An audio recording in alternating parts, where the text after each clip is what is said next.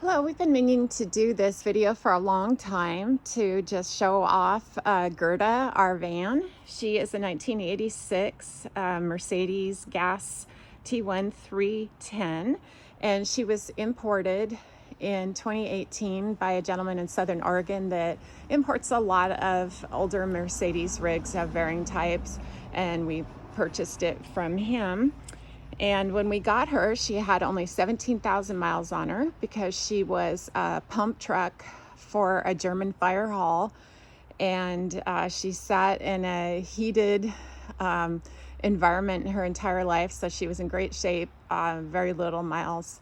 I'm going to go down around to the backside and just show a pretty major change that happened to her last year.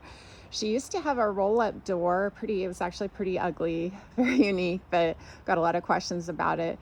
But last year we were traveling on a US freeway and all the traffic stopped except for a full-size freight truck that hit us from behind going about 30 miles an hour. And we were not hurt seriously. And Gerta was just amazing how she came out of it.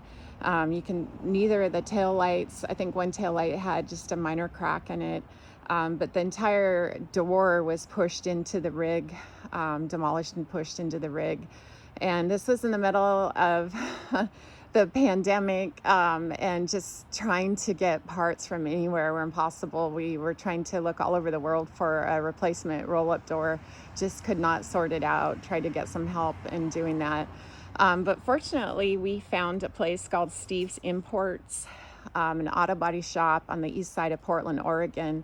They do a lot of really amazing creative work with older imported cars.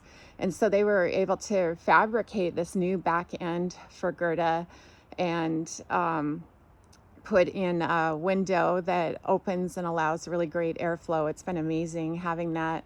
And also a safety escape for us, an egress window, which has been really fun. Just having light coming in from the back like that. Another thing that we discovered was a little difficult with these rigs is trying to find someone to work on them in the United States. So we haven't had any major issues with her, but just needing to get regular maintenance. We couldn't find anyone. We live in the Columbia River Gorge and no one wanted the challenge of trying to sort it out. And then finally we found Dean's Car Care, also in the east side of Portland.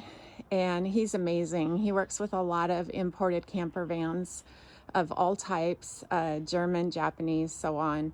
And he's fearless. He's done some amazing work for us, so highly recommend. So I'm going to go ahead and just show inside now. And everything looks pretty original up front. We did have a backup camera for safety with that roll-up door, and then we were able to add a rear view mirror after we had the window put in, which has been amazing. That's been so nice having that additional visibility. And then you can see the cup holder. My husband Casey had it. Everything that you're gonna see in here, the woodworking, he has done all of that.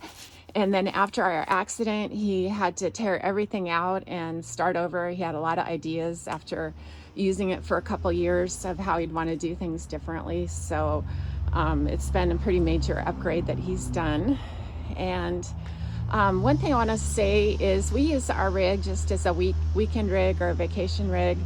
So a lot of the choices we made were based on how we used it, which is a lighter use. We're not trying to live in it or go on a really long expedition in it. So like our battery, our power system is 2 lithium batteries. One is under the seat and then another one under the galley.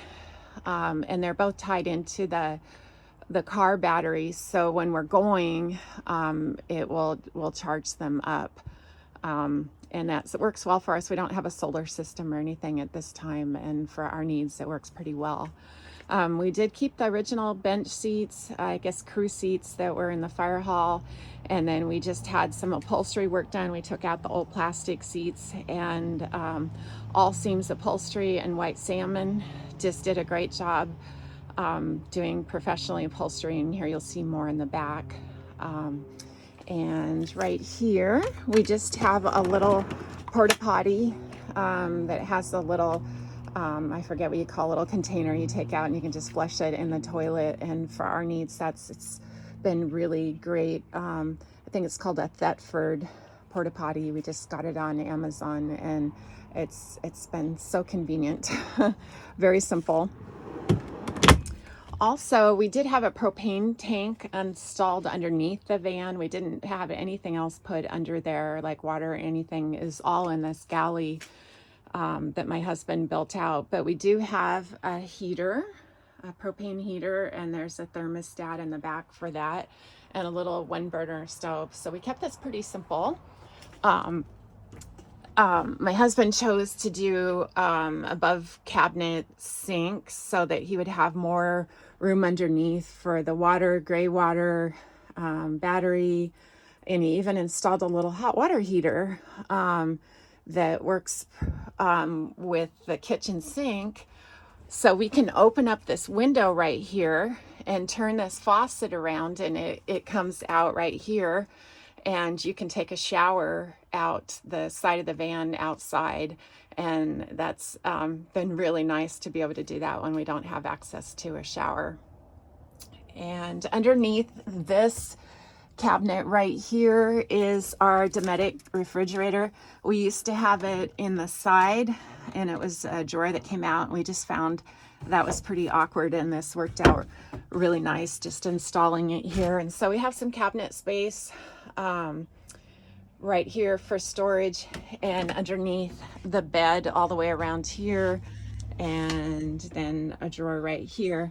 And our dinette right here, I'm not going to tear everything apart, but you can see that the cushion on the side is kind of tall, and the reason why is this bed slides all the way out to the galley, and then those cushions drop down and form our bed. So again, if people were living in this, they might make some different choices, but for what we do with her, it's been great. So we're looking forward to getting some more trips with her again now that we have her back, and we love her dearly. Thank you.